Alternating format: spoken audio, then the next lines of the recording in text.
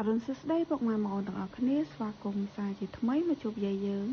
នៅព្រឹកនេះដែរយាយយើងមានតម្រុយថ្មីសម្រាប់ពុកម៉ែបងប្អូនទស្សនានិងមើលកំសាន្តលេងសម្រាប់ថ្ងៃទី7 ខែ 5 2026តម្រុយរបស់យាយគឺមានប៉ុណ្ណឹងហើយយាយក៏មានសុបិនដែលយាយជូនពុកម៉ែបងប្អូន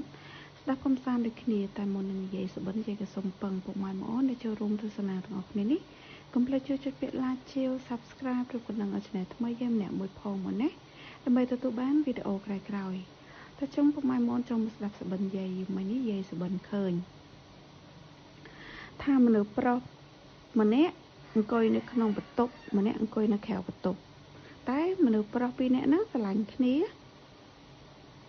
ហើយក៏ហៅមនុស្សប្រុសខាងក្រៅហ្នឹងណាដែលអង្គុយនៅខាងក្រៅហ្នឹងចូលក្នុងបន្ទប់មួយគាត់តែអាយុចាស់អស់ហើយចាមិនក្មេងទេចាស់ចំណាស់ខ្ទង់ចិត្តជាងហើយបងអូនថាស្រឡាញ់គ្នាទៅពេលហើយថាហៅគ្នាចូលបន្ទប់ចឹងណាហើយឃើញផ្ទះហ្នឹងមានកម្មវិធីអីទេរបៀបដូចមានកម្មវិធីមនុស្សច្រើនដែរចាតែ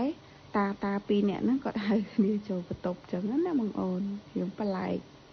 ហ្នឹងហើយអញ្ចឹងយាយក៏កាត់យក79 72 7គត់92 94